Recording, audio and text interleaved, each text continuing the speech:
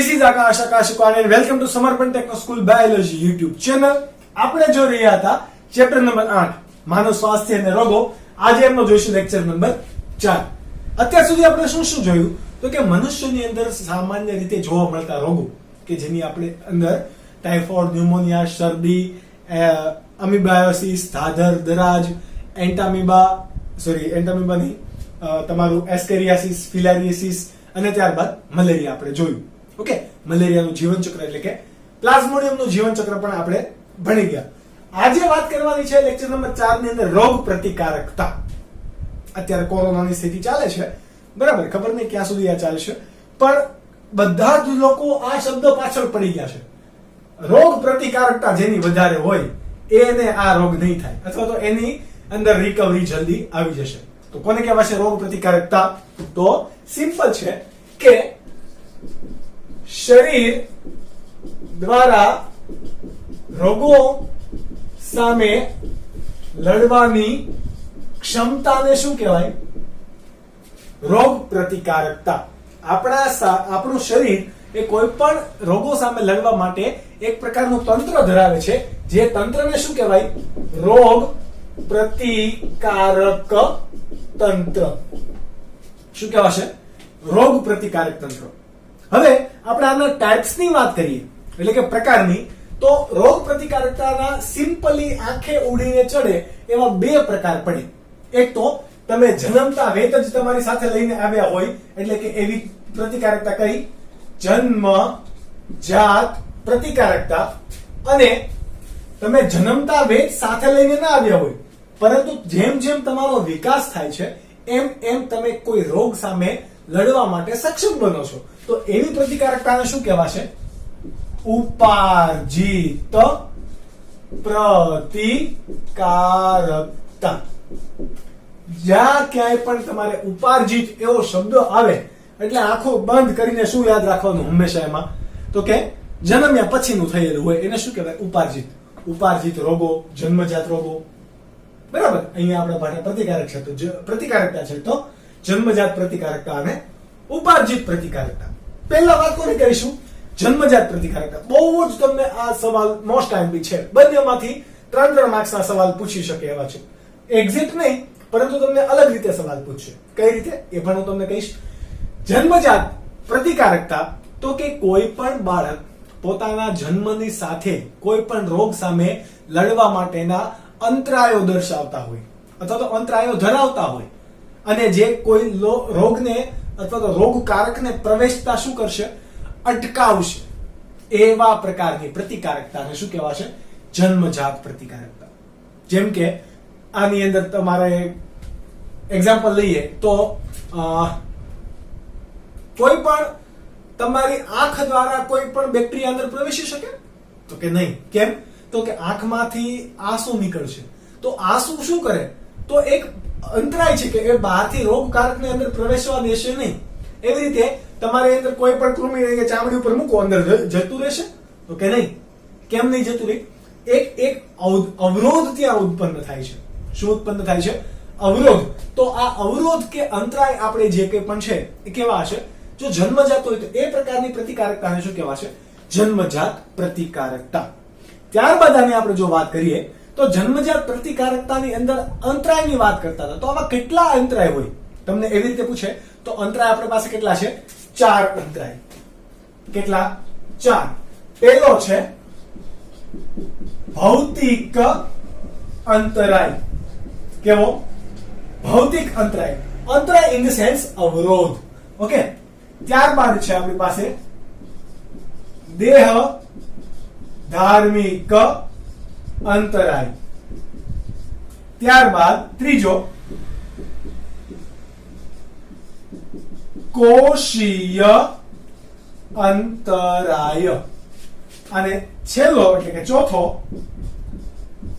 કોષ રસીય અંતરાય, એટલે કે અવરોધ.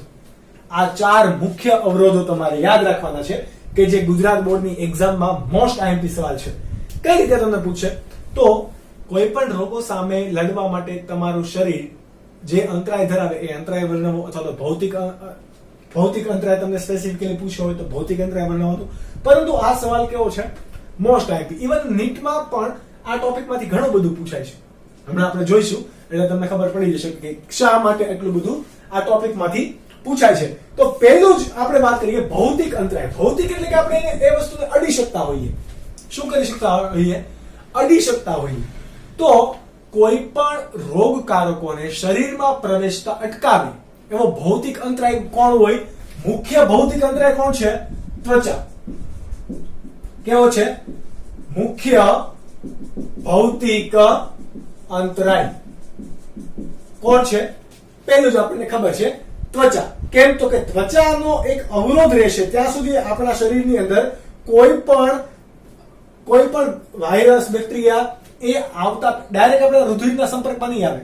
પહેલા કોણ એને આડું કોણ આવે? કોનું આવરણ? ત્વચાનું આવરણ આડું આવશે.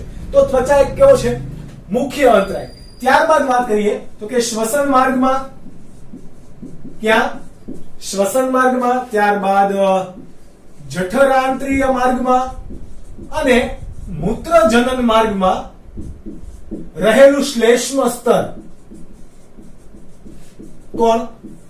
આ બધા માર્ગમાં રહેલું શ્લેષ્મ સ્તર એ પણ એક પ્રકારનો કેવો છે? ભૌતિક અંતરાય. આ શ્લેષ્મ સ્તરની હાજરીને કારણે તમારા કોઈ પણ, જેમ કે તમે નાક જુઓ, ઓકે, નાક દ્વારા ઘણા બધા બેક્ટેરિયા ને વાયરસ કે કોઈ પણ ઘટકો અંદર પ્રવેશ કરવાનો આવતા હોય, એ પ્રવેશતા હોય, તો એવા સમયે શું કરશે? તમારું શરીર શ્લેષ્મનો સ્ત્રાવ વધારી દેશે. એટલે આપણને શરદી થઈ જાય છે એ વાયરસને કારણે. કયો વાયરસ શરદી થવા માટે? રાઇનો વાયરસ, કે જેના કેટલા હતા? 100 થી વધારે પ્રકારો હતા, આપણે ભણી ગયા. તો આ શ્વસન માર્ગ, જઠરાંત્રિય માર્ગ કે મૂત્રજનન માર્ગની અંદર રહેલું શ્લેષ્મ સ્તર, કે જે કેવું હોય? ચિકાસયુક્ત આવરણ, કે એમાંથી કોઈ અંદર પ્રસાર થઈ શકે નહીં, ઘટકો એની સાથે ચોંટી જશે. એટલા માટે એ શરીરને એક આધાર પૂરો પાડે, એક રક્ષણ કવચ પૂરું પાડશે. એટલા માટે એને કેવું કીધું? ભૌતિક અંતરાય કીધું. ત્યારબાદ આપણે વાત કરીએ કોની? દેહ ધાર્મિક અંતરાયની. તો દેહ ધાર્મિક અંતરાયની અંદર આપણને ખબર છે આપણા જઠરની અંદર એસિડિક માધ્યમ હોય, જઠર રસ. જઠરની અંદર કોણ હોય? જઠર રસ. આંખની અંદર કોણ હોય? આંસુ. અને મુખની અંદર કોણ હોય? લાળ. આ ત્રણે ત્રણ ઘટકો જુઓ, પાચનની ક્રિયામાં ભાગ ભજવે છે આ બે તો. અને આ પણ આપણી દેહ ધાર્મિક ક્રિયા છે. કોઈ પણ ઘટક, બેક્ટેરિયા, વાયરસ, ફૂગ, વાયરસ નહીં આપણે કહીએ, આંખ માટે સ્પેસિફિકલી વાયરસ નહીં કહેવાય, ઓકે, તો એ આપણા શરીરના સંપર્કમાં આંખ દ્વારા આવે છે અને આંખમાંથી આપણા શરીરમાં પ્રવેશવાની કોશિશ કરશે તો એ પ્રવેશવા દેશે નહીં. કેમ નહીં પ્રવેશવા દે? તો કે આંખ તરત જ શું કરશે? આંસુનો સ્ત્રાવ કરશે. આંસુની અંદર શું રહેલું હોય? લાઇસોઝાઇમ. લાઇસોઝાઇમ. આ લાઇસોઝાઇમ એ બેક્ટેરિયાનો શું કરે? નાશ કરી દે. ઓકે, એવી રીતે લાળની અંદર પણ શું રહેલું હોય? લાઇસોઝાઇમ. જ્યારે જઠર રસ છે, કોઈ ખોરાકની અંદર આપણે બરાબર પ્રદૂષિત ખોરાક આવી ગયો હોય, એની સાથે બેક્ટેરિયા વગેરે વગેરે આવી ગયેલા હોય, તો એક પ્રાથમિક રીતે કોણ એનો વિરોધ કરશે? જઠર રસ. કેમ? તો કે જઠર રસ ખૂબ એસિડિક હોવાને કારણે આ બેક્ટેરિયા આને અંદર જીવી શકશે નહીં. ઓકે, તરત એનો શું થઈ જશે? નાશ થઈ જશે. એટલા માટે જઠર રસ પણ કેવો છે આપણો? દેહ ધાર્મિક અંતરાય. ત્યારબાદ આપણા શરીરની અંદર ઘણા બધા કોષો આવેલા છે, બરાબર. આ જોજો, આપણે જન્મી જઈએ પછી એવું થાય છે કે જન્મતા વેત જ આ બધું છે, જન્મતા વેત જ છે. એટલા માટે આપણે શું કીધું? જન્મજાત પ્રતિકારકતા. આ બધાનો વિકાસ આપણે જન્મી ગયા બાદ નથી થતો. ઓકે, શીખવા નથી જવું પડતું. અચ્છા, જઠર રસનો સ્ત્રાવ કરો, અચ્છા ચલો આંસુ બહાર કાઢો, આવું શીખવા જવું નથી પડતું. ઓકે, કે ભાઈ ત્વચા છે તો તમારે ભાઈ જન્મી ગયા પછી 5 વર્ષનું થયા પછી એ ભાઈ તારું કામ બહારથી કોઈ બેક્ટેરિયાને અંદર આવવા દેવાના નહીં, આવું આપણે કહેવા જતા નથી. અથવા તો આવો કોઈ સંદેશા ઇનડાયરેક્ટલી પણ આપણે આપતા નથી. વાત કરીએ કોષીય અંતરાયની, તો આપણા શરીરની અંદર બધાને ખબર, સૌથી એટલે કે સૈનિક તરીકે વર્તતા હોય એવા કોષ કોણ? તો કે શ્વેત કોષ, શ્વેત કણો. શ્વેત કણાની અંદર પણ આપણે એકનું નામ લખીશું, PMNL. આખું નામ તમને લોકોને કદાચ ખ્યાલ હશે, તો હું તમને ફરીથી યાદ અપાવું કે પ્લ્યુરો. કેવો? પ્લ્યુરો. આ તમારું એક પ્રકારનું શું છે? શ્વેત કણ છે. એનું આખું નામ છે પોલીમોર્ફોન્યુક્લિયર લ્યુકોસાઇટ. કેવો?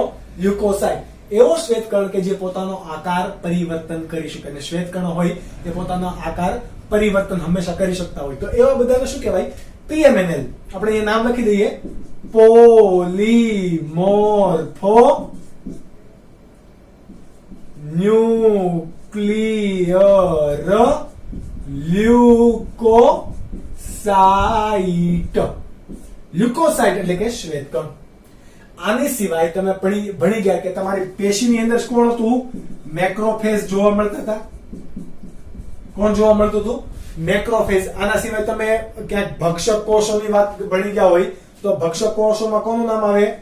મોનોસાઇટ. કેવા? મોનોસાઇટ્સ. જોજો, લિમ્ફોસાઇટ નહીં, લસિકા કણ નહીં. આ કેવા છે? એક કેન્દ્રીય કણ. કેવા છે? એક કેન્દ્રીય કણ એટલે કે કોણ? મોનોસાઇટ્સ. આ મેક્રોફેજ પેશીની અંદર આવેલા હોય, અને મોનોસાઇટ્સ આ બંને પણ કોના તરીકે વર્તે? ભક્ષક કોષો તરીકે વર્તે. અને શ્વેતકણ પણ કોના તરીકે વર્તે? ભક્ષક કોષો તરીકે જ વર્તે. એનું કામ શું હશે? કે કોઈ પણ બાહ્ય અજાણ્યા ઘટક સામે એનો કોઈ પણ બહારથી રોગકારક સજીવ અંદર પ્રવેશે છે તો એનું ભક્ષણ કરવું અને શરીરને બચાવવું. એનું કોનું કામ હશે? આ ત્રણેયનું. શ્વેતકણો, મેક્રોફેજ અને મોનોસાઇટ્સ. ત્યાં એક કોષ છે. હવે આપણે વાત કરવાની છે કોષનો રસ એટલે કે કોષ રસીય અંતરાય. કોષ પણ એવા કોઈક દ્રવ્યનો સ્ત્રાવ કરતો હોય કે જે રોગકારક સજીવોથી આપણને બચાવે. જેમ કે તમે ભણી ગયા છો, વાયરસ ગ્રસ્ત કોષો હોય તો એની અંદર ઇન્ટરફેરોન નામનું પ્રોટીન સ્ત્રાવ કરે. કેવું? અહીંયા વાયરસ ગ્રસ્ત કોષો હોય એટલે કે જે કોષોની અંદર વાયરસનો અસર થયેલી છે, વાયરસ ગ્રસ્ત કોષો એ શું કરશે? ઇન્ટરફેરોન નામના દ્રવ્ય, ઇન્ટરફેરોન એક પ્રકારનું પ્રોટીન છે કે જેનો સ્ત્રાવ કરશે, જેનાથી શું થાય? કોઈ પણ કોષો હોય એને વાયરસ સામે રક્ષણ આપશે. કોણ? ઇન્ટરફેરોન. કોઈ કોષોને વાયરસથી ચેપ લાગ્યો છે તો એ કોષો શાનો સ્ત્રાવ કરવા માંડશે? એક દ્રવ્યનો સ્ત્રાવ કરશે કે જે અહીંયા જોજો, આ કોઈ દ્રવ્યનો સ્ત્રાવ નથી કરતા, પોતે જ ભક્ષણ કરે છે. આ એક દ્રવ્યનો સ્ત્રાવ કરશે. What is it? ઇન્ટરફેરોન, કે જે એક પ્રકારનું પ્રોટીન છે જે વાયરસને શું કરશે? વાયરસનો નાશ કરશે અને એને બિનચેપગ્રસ્ત કરશે. ઓકે, તો આ વાત થઈ ગઈ કોની?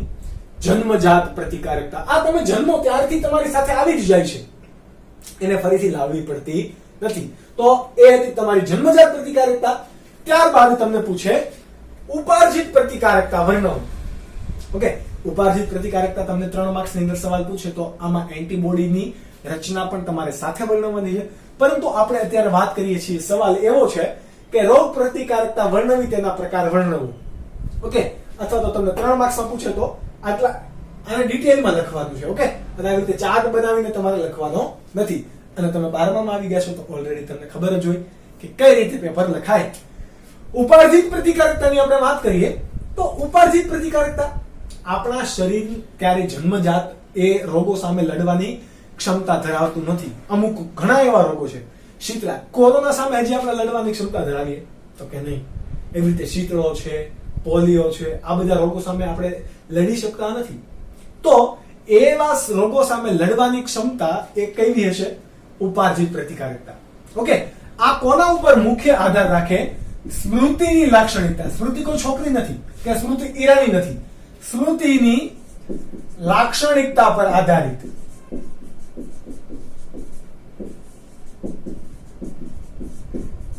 કેવી? સ્મૃતિની લાક્ષણિકતા પર આધારિત. તમને એક વખત રોગ થઈ ગયેલો છે તો આપણું શરીર એ રોગકારકોની સામે કઈ રીતે લડવું એનો ઓળખ રાખશે, એની યાદ રાખશે, એટલે કે સ્મૃતિ રાખશે. ત્યારબાદ કદાચ જો એનો એ રોગકારક ફરીથી આવે તો એના સામે એ પૂરા જોરથી લડશે. ઓકે, તો આ લડશે કોણ? તો કે આપણા શરીરના ઘટકો. શરીરના ઘટકની અંદર આવેલું આપણું પ્રતિકારક તંત્ર કે જેની અંદર તમને ખબર છે કોનો સમાવેશ થાય? બીટા લસિકા કોષ એટલે કે બી લસિકા કોષ અને ટી લસિકા કોષ. બી અને ટી એવું તમે ભણી ગયા છો. તો વાત કરીએ સ્મૃતિની લાક્ષણિકતા પર આધારિત હોય.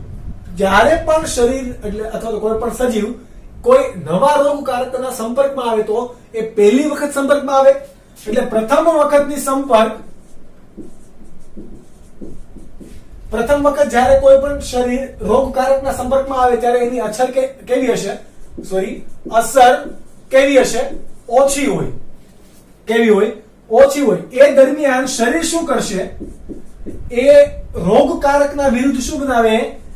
એન્ટીબોડી શરીર બનાવી લેશે.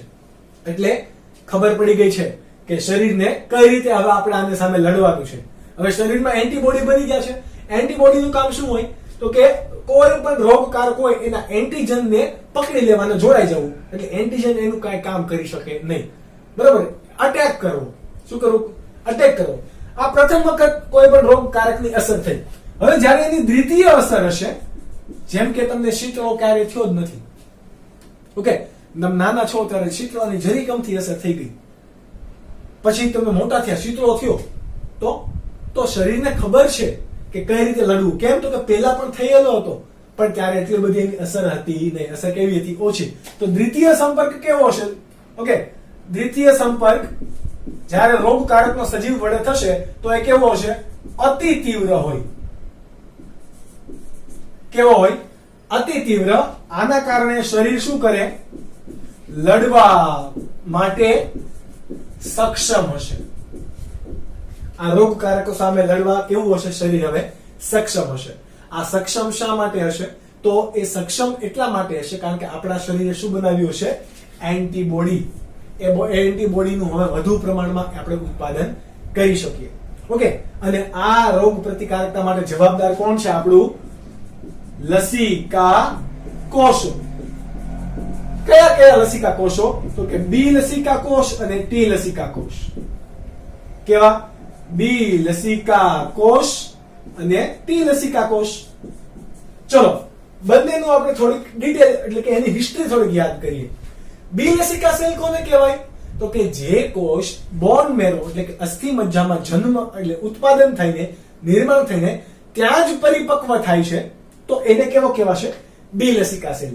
જ્યારે ટી લસિકા સેલ જે કોઈ પણ લસિકા કોષ આપણે અસ્થિ મજ્જા એટલે કે હાડકું તોડી નાખો વચ્ચે જે પોલાણ નીકળે એને શું કહેવાય?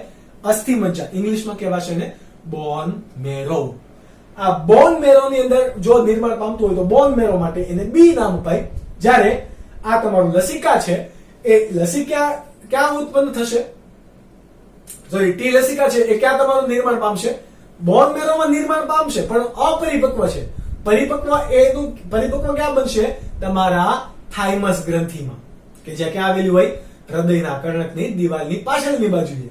ઓકે, આ થાઇમસ ગ્રંથિ તમે ચેપ્ટર નંબર 22 ધોરણ 11 ની અંદર ભણી ગયા છો. તો ટી લસિકા, ટી ફોર થાઇરોઇડ નથી, એ થાઇમસ ગ્રંથિના કારણે શું નામ અપાયેલું છે? અહીંયા આપણે ટી નામ અપાયેલું છે. હવે બંનેના કાર્ય કેવા છે? પાછા અલગ અલગ છે. લસિકા કોષ આમ તો સિમ્પલ કાર્ય કે રોગ પ્રતિકારક તંત્રમાં ભાગ ભજવે. કેવા? રોગ પ્રતિકારક તંત્રમાં. પરંતુ આ બીટા લસિકા એટલે કે આપણે બી લસિકા કોષ છે એનું કામ છે એન્ટીબોડી નિર્માણ કરશે. શું કરે? એન્ટીબોડી નિર્માણ કરશે. જ્યારે ટી લસિકા કોષ છે એ ટી લસિકા કોષ એન્ટીબોડી નિર્માણ નહીં કરે. એ શું કરશે? નિર્માણમાં સહકાર કરશે. એટલે કે હકીકતમાં એન્ટીબોડી કોણ નિર્માણ કરશે? બીટા લસિકા અથવા તો બી લસિકા કોષ. જ્યારે એ નિર્માણ કરવામાં મદદ કોણ કરશે? ટી લસિકા કોષ. તો આ વાત કોની હતી? ઉપાર્જિત પ્રતિકારકતાની.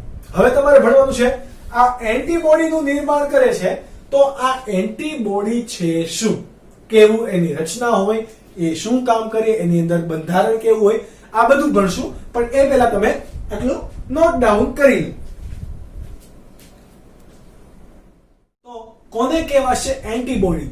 હમણાં આપણે વાત કરી એમ હંમેશા જ્યારે પણ આપણા શરીરમાં કોઈ રોગકારકો આવે, તમે પ્રક્રિયા સમજો.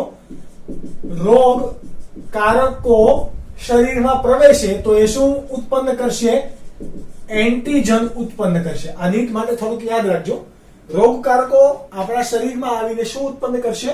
એન્ટીજન. હવે આપણા શરીરમાં આપણે વાત કરી એ પ્રમાણે બી લસિકા કોષ અને ટી લસિકા કોષ બંને હાજર છે. ઓકે, જેમાં એન્ટીજન આ બી લસિકા કોષના સંપર્કમાં આવશે, કોણ? રોગકારકના એન્ટીજન બિલસિકા કોષના સંપર્કમાં આવશે તો એ ડાયરેક્ટ વર્તી જશે એટલે આ બિલસિકા કોષ હશે એ શું કરશે? બે કામ કરશે. પહેલું તો કે ત્વરિત વિભાજન પામી કોષની સંખ્યા શું કરે? વધારે. કયા કોષની સંખ્યા વધારશે? તો કે બીટા લસિકા કોષની પહેલું તો સંખ્યા વધારે. બીજું કામ શું કરશે? તો કે એનું જે આ કોષરસ પટલ હોય, કયું? કોષરસ પટલ, એનો ઉપયોગ કરીને કોષરસ પટલની ફરતે એ આવી રીતે શું ઉત્પન્ન કરવા માંડશે? એના જેવા એટલે કે એન્ટીજન વિરોધી એન્ટીબોડી ઉત્પન્ન કરવા માંડશે. કોષરસ પટલ પરથી ટી લસિકા કોષની મદદથી, કેમ? તો કે ટી લસિકા કોષ મદદ કરશે, મદદથી શું બનાવે? એન્ટીબોડી સર્જે. આ એન્ટીબોડી જે કંઈ પણ છે, આ એન્ટીબોડી શું કરશે? એન્ટીજન સાથે જોડાઈ જાય. જુઓ અહીંયા આપણે શું દોરી દઈએ? એન્ટીજન છે તો એન્ટીજન અહીંયા જોડાઈ ગયા તો કે હવે બી લસિકા સેલને કોઈ નાશ કરી શકશે નહીં.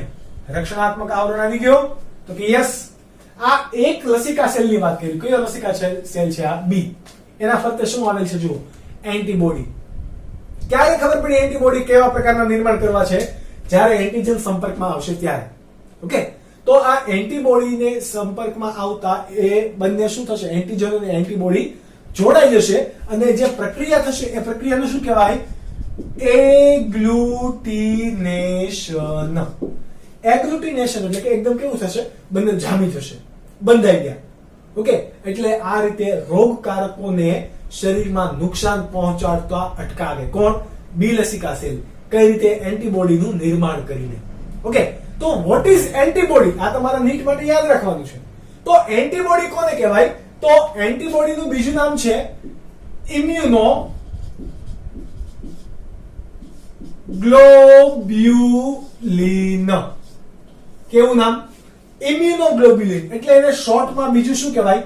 આઈજી પણ કહેવાય. Immunoglobulin four IG. એ જ કોણ? આપણું એન્ટીબોડી. કોણ? એન્ટીબોડી. જો આમાં કયું નામ આવ્યું? આપણે ગ્લોબ્યુલિન. ગ્લોબ્યુલિન એટલે કે હંમેશા કોણ હશે? પ્રોટીન. કેવા પ્રકારનું દેખાશે? તો કે આ પ્રકારનું. જુઓ કેવા પ્રકારનું, આ વાય શેપ દેખાશે. આવા પ્રકારનું એક પ્રોટીન દેખાશે કે જે કયું બંધારણ છે? ચતુર્થક બંધારણ. તમને ખબર છે પ્રોટીનમાં 4 પ્રકારના બંધારણ જોવા મળે. પ્રાથમિક બંધારણ, દ્વિતીય બંધારણ, ઓકે, તૃતીય બંધારણ એટલે કે ગૂંચળું, અને બધી શાખા આવા ગૂંચળા ભેગા મળીને શું બનાવે? ચતુર્થક બંધારણ. તો આ ઇમ્યુનોગ્લોબ્યુલિન એ કેટલાનું છે? પ્રોટીનનું ચતુર્થક બંધારણ છે. કયું છે? ચતુર્થક બંધારણ. તો ઓબ્વિયસલી એમાં શું હોવાની? શૃંખલા અથવા તો શાખાઓ હોવાની. તો અહીંયા કેટલી શાખા જોવા મળે છે? તો કે 2 અને 2, ટોટલ કેટલી? 4. 2 પ્રકારની 2 જોવા મળશે એટલા માટે. ઓકે, આ તમે બ્લેક કલર થી જે જુઓ છો, આ બ્લેક કલર થી તમે આ બાજુ જુઓ છો, આ એક અને આ બીજી, આ બંને જુઓ લાંબી શૃંખલા છે. લાંબી શૃંખલા એટલે કે એને શું કહેવાશે? ભારે શૃંખલા. કેવી છે? ભારે શૃંખલા. ઓકે, અને આ આખી શૃંખલા છે, અલગ અલગ નથી, બરોબર? આ કેવી છે? આખી શૃંખલા છે. તો આનું નામ શું છે? હળવી શૃંખલા. તો 2 ભારે શૃંખલા થઈ ગઈ અને 2 હળવી શૃંખલા થઈ. હળવી શૃંખલા. એટલા માટે 2 ભારે શૃંખલા અને 2 હળવી શૃંખલા હોવાથી એન્ટીબોડીને બીજું શું કહેવાય? H2L2 પણ કહેવાય છે. What is H2? Heavy two light. Light એટલે કે ઓછું પ્રકાશ. એ આપણે સંદર્ભમાં નથી લેતું. ઓકે, લાઇટ વેઇટ આપણે કહીએ ને, લાઇટ વેઇટ. લાઇટ વેઇટ એટલે કે પ્રકાશ વાળો વજન નહીં. ઓકે, લાઇટ વેઇટ એટલે કે હલકો વજન. તો 2 હેવી શૃંખલા અને 2 હળવી શૃંખલાનું બનેલું બંધારણ છે. અને આ બધા જ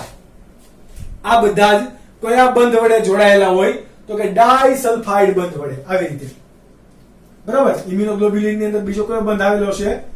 ડાયસલ્ફાઇડ બંધ. આવી રીતે કન્ટિન્યુઅસ જોડાયેલા છે કે જે હું અત્યારે બધામાં દર્શાવતો નથી. બધી શૃંખલામાં છે, એકમાં હશે એવું નહીં હો. બધામાં ડાઈસલ્ફાઇડ બંધ આ રીતે અહીંયા પણ હશે કે સર જ્ઞાન હોય તો કે બધી જ હશે ફરતી કોર શું આવેલું હોય ડાઈસલ્ફાઇડ બંધ વડે જોડાયેલું છે આ બધી જગ્યાએ પણ ડાઈસલ્ફાઇડ બંધ વડે જોડાયેલું હોય તો હવે તમને એમ થાય કે સર આ વડે હું કઈ ડિઝાઇન બનાવી છે ક્રિસનું માસ્ક બનાવતા હતા કે શું તો કે નહીં એ આપણું શું છે તો કે આ એન્ટીબોડી છે હમણાં આપણે વાત કરી હતું કે જુઓ અહીંયા એન્ટીજન જોડાઈ જાય ઓકે તો એન્ટીજન ક્યાં જોડાશે આ ભાગે ક્યાં તો કે આ ભાગે તો આ ભાગ શું છે બે એન્ટીજન જોડાણ સ્થાન એનું શું કહેવાશે એન્ટીજન જોડાણ સ્થાન શું કહેવાય એન્ટીજન જોડાણ સ્થાન તો આ થઈ ગઈ તમારી રચના કોની એન્ટીબોડીની રચના તમને સવાલમાં પૂછે 3 માર્ક્સમાં તો તમારે આકૃતિ દોરવાની નામ નિર્દેશન કરવાનું અને એનું વર્ણન કરવાનું બંધારણનું વર્ણન હું તમને એ નીટ માટે અને ગુજરાત બોર્ડ માટે બંને માટે મિક્સ બનાવું છું ઓકે તો આ તમારે માટે હતું નીટ માટે હજુ પણ તમારે યાદ રાખવાનું છે ગુજરાત બોર્ડ માટે તો કે આપણા શરીરમાં આવા પ્રકારની કેટલી એન્ટીબોડી જોવા મળે એમ તો ઘણા બધા પ્રકાર છે પરંતુ ઇમ્યુનોગ્લોબ્યુલિન મુખ્ય રોગ પ્રતિકારકતામાં ભાગ ભજવતા હોય એવા કેટલા 5 કેટલા 5 કયા કયા તો કે આપણે એનું નામ લખી દઈએ IgA IgD IgE IgG અને IgM કેટલા છે આ 5 એન્ટીબોડી મુખ્ય છે 5 પ્રકારના આવા બી લસિકા સેલ એન્ટીબોડી ઉત્પન્ન કરી શકે એન્ટીજન વિરોધી કે જે રોગ પ્રતિકારકતા વધારશે શરીરની અને એન્ટીજન રોગકારકોના જે એન્ટીજન છે એમનો અટકાવી દે એટલે રોગકારકો વડે આપણા શરીરને નુકસાન પામતું અટકાવશે આ કેટલા 5 પ્રકારના A D E G M આ તમારે ક્યાંય પણ ભૂલવાનું નહીં આ ક્રમ તમારે યાદ જ રાખવાનો છે ઓકે તમે આડા આવડું યાદ રાખો તો પણ ચાલે પણ આ ABCD ની ટાઈપમાં લખેલું છે A પછી D આવે E આવે G M તો આ તમારે યાદ રાખવાનું હવે વાત કરીએ કે ઉપાર્જિત પ્રતિકારકતા જે આપણે ભણતા હતા ને તો એની અંદર B અને T લસિકા સેલ બંને કામ કરે તો પણ ઉપાર્જિત પ્રતિકારકતાના અહીંયા પાછા 2 પ્રકાર પડશે ઉપાર્જિત પ્રતિકારકતાના પણ કેટલા પ્રકાર 2 પ્રકાર પડશે કયા કયા તો કે કોષ રસીય પ્રતિકારકતા અને બીજું કહેવાય કયું કોષીય પ્રતિકારકતા કેટલા 2 પ્રકાર કોષ રસીય અને બીજો કોષીય પ્રતિકારકતા બંનેને આપણે ધીમે ધીમે સમજીએ કોષ રસીય એટલે હમણાં આપણે પહેલા વાત કરી કોષ દ્વારા નિર્માણ પામતું કોઈ દ્રવ્ય એ કોષ રસીય અંતરાય બિન હતો તો કે અહીંયા પણ કોષ નહીં કોષ દ્વારા બનતું કોઈ દ્રવ્ય તો જુઓ કોષ બીટા કોષ દ્વારા બને છે બીટા લસિકા અથવા સોરી બી લસિકા સેલ દ્વારા શું બને છે કોષ રસની અંદર શું બને પ્રોટીન બને છે એક પ્રકારનું લડવા માટેનું સૈનિક બને છે ઓકે તો બી કોષ બી લસિકા કોષ એ શું કરે રુધિરમાં એન્ટીબોડી નો સ્ત્રાવ કરે છે કોનો એન્ટીબોડીનું નિર્માણ કરે છે એટલા માટે આ પ્રકારની પ્રતિકારકતા કેવી કહેવાશે કોષ રસીય પ્રતિકારકતા કહેવાશે અથવા એનું બીજું નામ છે તરલ પ્રતિકારકતા કેવું તરલ પ્રતિકારકતા પછી વાત કરીએ કોષીય પ્રતિકારકતા અથવા તો કોષ આધારિત પ્રતિકારકતા એને શોર્ટ ફોર્મમાં આવી રીતે લખાય CMI શું લખાય CMI આખું નામ યાદ રાખજો સેલ મેડિએટેડ ઇમ્યુનિટી કેવું સેલ મેડિએટેડ ઇમ્યુનિટી એટલે કે કોષ આધારિત રોગ પ્રતિકારકતા કેવું કોષ આધારિત રોગ પ્રતિકારકતા કોણ ભાગ ભજવે અહીંયા ટી લસિકા કોષ કયા ટી લસિકા કોષ એટલે તમે સ્પેસિફિકલી યાદ રાખજો ઉપાર્જિતની અંદર બી અને ટી લસિકા સેલ બંને ભાગ ભજવે પરંતુ બી લસિકા જે કામ કરશે એ કયા પ્રકારનું કહેવાય કોષ રસીય જ્યારે ટી લસિકા કોષ એ કોષીય ઓકે, હવે કઈ રીતે ટીલેસિકા કોષ કઈ રીતે કોષ રસીય નહીં પરંતુ કોષીય પ્રતિકારકતા ભાગ ભજવે એ તમને હું કહું. તો કે આ ટીલેસિકા કોષ એટલે આપણા શરીરમાં સ્વજાત દ્રવ્ય અને પરજાત દ્રવ્ય ઓળખવા માટે સક્ષમ હોય. કયું દ્રવ્ય આપણા શરીરનું છે, કયું દ્રવ્ય બીજાના શરીરનું છે એ ઓળખવા માટે શું હોય? સક્ષમ હોય. હવે આ કિસ્સો કયા દરમિયાન કામ આવશે? અંગ પ્રત્યારોપણ દરમિયાન. ક્યાં? કોને કહેવાય અંગ પ્રત્યારોપણ? મારી કિડની સપોઝ એટલે કે ધારો કે મારી કિડની ખરાબ થઈ ગઈ, મારી આંખ ખરાબ થઈ ગઈ, મારું લીવર ખરાબ થઈ ગયું છે, તો હું કોઈક અન્ય વ્યક્તિનું લીવર, કિડની કે આંખ મારા શરીરની અંદર દાખલ કરવું છે કે નહીં? તો અંગનું આદાન પ્રદાન કરવું એટલે કે અંગ પ્રત્યારોપણ. પણ હું કોઈ પણ અંગ લઈ શકીશ તો કે નહીં. તમે કોઈ પણ કિડની તમે આપી શકો? આપી તો તમે શકો, પણ એ બિચારો લઈ ના શકે. કેમ? તો કે પહેલો તમને એવું ખબર હશે તો કે રુધિર જૂથ અલગ અલગ હોય એટલે તમારે પહેલા જ ખબર કે રુધિર જૂથ અલગ અલગ થતા હોય તો રુધિર ગંઠાઈ જાય એટલે મેળ ખાય નહીં. એટલા માટે રુધિર ગંઠાઈ જાય છે. એ પ્રકાર પણ એક કયો છે? કોષીય પ્રતિચાર. કયો? કોષીય પ્રતિચાર. પરંતુ હવે કોઈક એવા સજીવમાંથી હું લઉં છું અંગ કે જેની અંદરના કોષનો પ્રતિચાર મારા અંદરના કોષના પ્રતિચાર કરતા અલગ છે. એટલે મારા કોષ ટીલેસિકા કોષ એ બહારનું દ્રવ્ય છે તો એને અવરોધ છે, એને સ્વીકાર કરશે નહીં. એટલે હું મારામાં અંગ દાખલ કરી પણ દઉં છું તો એ મને નુકસાન પહોંચાડશે. કેમ? તો કે આ આપણા સ્વજાત અને પરજાત દ્રવ્ય ઓળખવા માટે કેવા હોય? સક્ષમ હોય. ઓકે, હવે હું મારા કોઈ પૂર્વજોનું કે મારા સગા સંબંધીમાંથી કે જેનું કોષીય પ્રતિકારકતા મારા કોષીય પ્રતિકારકતા જેવી મળતી આવે છે, જનીન બંધારણ મોટા ભાગનું સમાન છે, એવાની હું લઈશ તો આ શું કરશે? સ્વીકાર કરશે. સ્વજાત દ્રવ્ય પ્રકારનું હશે તો એનો સ્વીકાર કરશે. સમજ પડી? તો એ અંગ પ્રત્યારોપણના કિસ્સાની અંદર કોને યાદ રાખવાનો છે તમારે? ટીલેસિકા કોષ એટલે કે કોષીય પ્રતિકારકતા. આ વાત થઈ ગઈ તમારા એનસીઆરટી મુજબ. હવે આ 5 પ્રકારના એન્ટીબોડી તમારે નીટ માટે પણ યાદ રાખવાના છે કે કોણ કેવા પ્રકારનું હોય, એનો આકાર કેવો હશે, કયામાંથી નિર્માણ થાય ને શું કામમાં આવે, એ આપણે યાદ રાખીશું ચાર્ટ દ્વારા. એ પહેલા તમે જુઓ, આ નોટ ડાઉન કરી. તો ત્યારબાદ છે તમારા પાસે 5 એન્ટીબોડી. કયા કયા? Antibody A, D, E, G, M. આમાંથી બધું જ તમારે યાદ રાખવાની જરૂર નથી ગુજરાત બોર્ડ માટે. નીટ માટે ઇટ ઇઝ કમ્પલસરી, કારણ કે આમાંથી બહુ બધા સવાલ આડકતરી રીતે પણ પૂછાયા છે. તો હવે આટલું તો છે તો તમને યાદ રાખવામાં શું તકલીફ હોય? ઓકે, તો આપણે ફરીથી યાદ રાખીશું બધા જ. સૌથી પહેલા વાત કરીએ ઇમ્યુનોગ્લોબ્યુલિન A. આનું એક તમે બહુ આનું સાંભળ્યું હશે કે માતાના દૂધની અંદર કયું એન્ટીબોડી જોવા મળે? કોમન પ્રશ્ન. A. કેમ? તો માતાનું દૂધ કયું? એને શું કહેવાય? ક્લોસ્ટ્રમ. શું કહેવાય? ક્લોસ્ટ્રમ, કે જે પીળાશ પડતા રંગનું હોય એ. ઓકે, એનો આકાર જુઓ. અહીંયા કેટલા એન્ટીબોડી છે? 2 એન્ટીબોડી મળેલી છે. અને આ યુ આકારની શેપ જે છે એને શું કહેવાય? એને જે શૃંખલા કહેવાય. શું કહેવાય? જે શૃંખલા હાજર છે. શું છે? જે શૃંખલા. 2 એન્ટીબોડી જોડાયેલા છે. ઓકે, શરીરમાં એનું પ્રમાણ કેટલું જોવા મળે? 10 થી 15%. આ મોલેક્યુલર વેઇટ તમારે બધાના યાદ રાખવાના છે. એટલા માટે તમને હળવાથી ભારે પ્રકારનો કદાચ જો ક્રમ પૂછે તો તમને ખબર પડતી હોવી જોઈએ. મોલેક્યુલર વેઇટ એટલે કે આણ્વીય ભાર કેટલો હશે? તો કે 1,70,000 ડાલ્ટન. તમને થાય એટલો બધો? તો કે યસ, આ કેવો છે? બૃહદ અણુ છે, સૂક્ષ્મ અણુ નથી. કેવો છે? પ્રોટીન. તો બૃહદ અણુમાં આવશે. એટલા માટે ઇમ્યુનોગ્લોબ્યુલિન A 1,70,000 ડાલ્ટન નો પરમાણ્વીય ભાર ક્યાં ક્યાં જોવા મળે? તો એ માતાના દૂધમાં હશે સૌથી વધારે પ્રમાણમાં, ત્યારબાદ લાળમાં અને શ્લેષ્મમાં પણ ઇમ્યુનોગ્લોબ્યુલિન A એટલે કે એન્ટીબોડી A જોવા મળે. કામ શું હશે? તો કે શરીરની સપાટીનું રક્ષણ કરવું.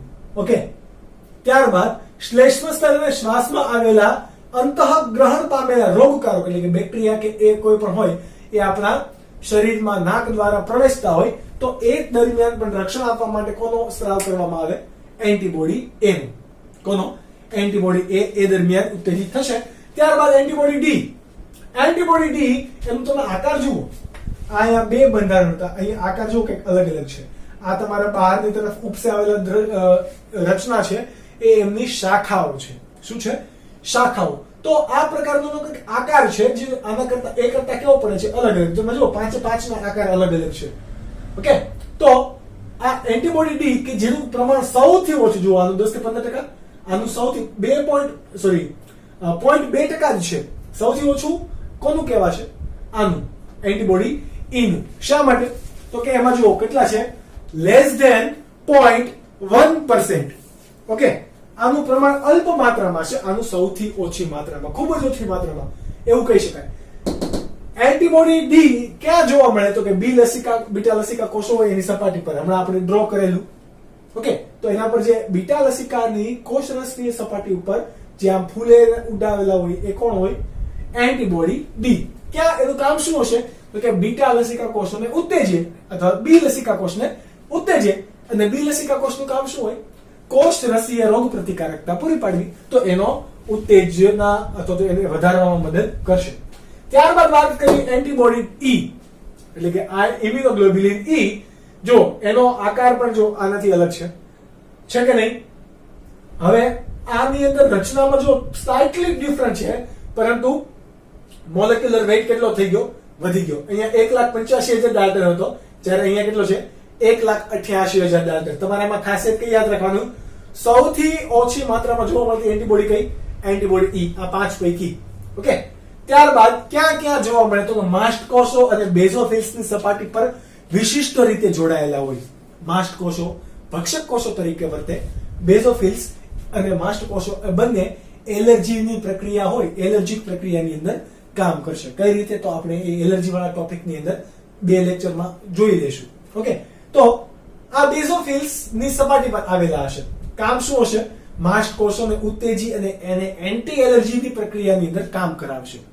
એટલે કે એલર્જી પ્રક્રિયા હોય તો એના વિરોધી પ્રક્રિયા. આપણને ઘણી વખત એલર્જી હોય, છીંક આવી, બરાબર, ધૂળના કારણે છીંક આવે, પરાગરજના કારણે છીંક આવે, તો ઘણી બધી એલર્જી હોય.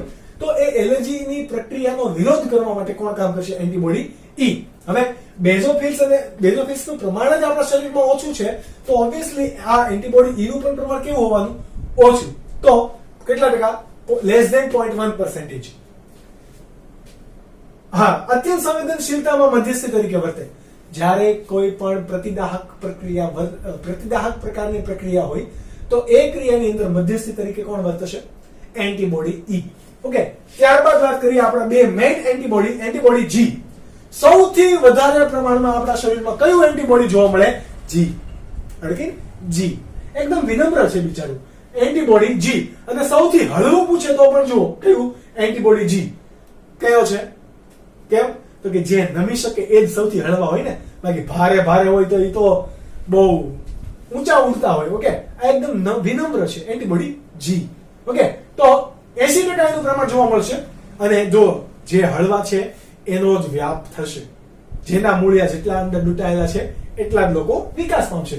તો આ હળવો છે અને એનું પ્રમાણ પણ કેવું જોવા મળે છે? સૌથી વધારે. એ બધી આપણી ફિલોસોફી હતી, પરંતુ એમાં બધા પડતા નહીં. તમે યાદ રાખો, સૌથી વધારે 80% જેટલું પ્રમાણ એનું જોવા મળશે. અને મોલેક્યુલર વેઇટ કેટલો?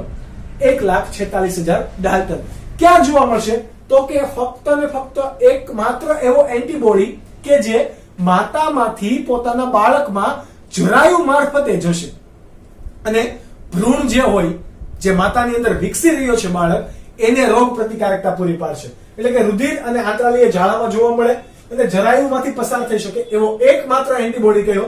એન્ટીબોડી જી. આ તમારે યાદ રાખવાનું છે. G four જરાયુ. આવી રીતે પણ યાદ રાખવું હોય તો રાખી લ્યો, કારણ કે આ બહુ જ ઇમ્પોર્ટન્ટ છે. નીટમાં પણ પૂછાય એવું છે. ત્યારબાદ એનું કામ શું છે? પૂરક તંત્રને ઉત્તેજે, એટલે કે રોગ પ્રતિકારક તંત્રને ઉત્તેજશે. કોના? તો કે માતાના પણ. ક્યારે? તો કે પ્રેગ્નન્સી દરમિયાન. ત્યારબાદ ભ્રૂણને પણ શું આપે? રોગ પ્રતિકારક શક્તિ આપશે. છેલ્લે છે આઈજીએમ. સૌથી ભારે. આ સૌથી હળવું, સૌથી ભારે.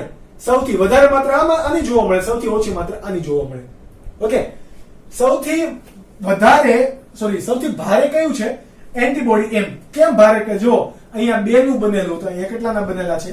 5 એન્ટીબોડી ભેગા થયેલા છે. આ જો બધા કોના વડે જોડાયેલા છે?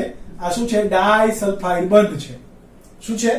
2 સલ્ફાઇડ એટલે કે ડાયસલ્ફાઇડ બંધ વડે જોડાયેલા છે. અહીંયા પણ શું જોવા મળે છે? જે શૃંખલા જોવા મળે છે. આ બંધારણ તમારે ડિટેલમાં ભણવાના નથી, ફક્ત તમારે આ માહિતી માટે યાદ રાખવાના છે. કદાચ જો એમસીક્યુ પૂછે તો તમને એક ક્લુ મળેલો હોવો જોઈએ. એનું પ્રમાણ ફક્ત કેટલું જોવા મળશે? 5 થી 10%. કેટલું? 5 થી 10%. હવે એનું ઓબ્વિયસલી 5 એન્ટીબોડી ભેગા મળ્યા છે તો એનો વજન તો સૌથી વધારે હોવાનો. કેટલો? 9,60,000.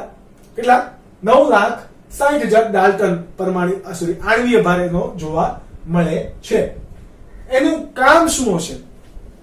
સૌથી પહેલા આપણને કોઈ પણ આપણા શરીરની અંદર કોઈ પણ બેક્ટેરિયા, વાયરસ કે એને રોગકારક એન્ટીજન દાખલ કર્યા, સૌથી પહેલા નિર્માણ પામતા એન્ટીબોડી કોણ? IgM. સૌથી પહેલા આવી જ જશે.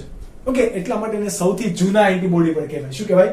સૌથી જૂના અને એન્ટીજન સાથે ઉત્પન્ન થયેલા પ્રથમ એન્ટીબોડી. શરીરમાં ઉત્પન્ન થતા પ્રથમ એન્ટીબોડી તરીકે પણ કોના વર્તાય? IgM. ક્યાં જોવા મળે? તો કે એ રુધિરરસમાં જ હોય, એટલે તાત્કાલિક એ આવી જાય સામનો કરવા. બરાબર? તો 80% જેટલું એનું પ્રમાણ ક્યાં જોવા મળે? રુધિરરસમાં જોવા મળશે. ત્યારબાદ એનું કામ જોઈએ તો કે રક્ષણ સામે ઉત્પન્ન થતી સૌપ્રથમ એન્ટીબોડી. હમણાં આપણે વાત કરીએ, જ્યારે કોઈ પણનો ચેપ લાગશે તો ચેપના અવરોધ કરવા માટે સૌથી પહેલા એન્ટીબોડી કોણ તૈયાર થશે? સૌથી પહેલા આગળ આવે એ ભાઈ કોણ? IgM. રુધિર પ્રવાહને રક્ષણ આપે. કેમ? તો કે એ સૌથી વધારે રુધિર રસમાં જોવા મળે છે, એટલા માટે રુધિરને પણ રક્ષણ આપશે. બેક્ટેરિયા કે આ લોકોના કોઈ પણ બેક્ટેરિયા છે, વાયરસ છે, આના ચેપથી રુધિરને બચાવશે. ઓકે, તો આટલું હતું આપણા લેક્ચર નંબર 4 માટે. નેક્સ્ટ મળીશું આપણે લેક્ચર નંબર 5 ની અંદર. ત્યારે પણ રોગ પ્રતિકારકતાની વાત કરીશું, પરંતુ એ સક્રિય પ્રતિકારકતા અને નિષ્ક્રિય પ્રતિકારકતા છે. તો ત્યાં સુધી તમે વાંચતા રહો, મહેનત કરતા રહો. મળીશું ફરીથી. ત્યાં સુધી બાય બાય અને ટેક કેર.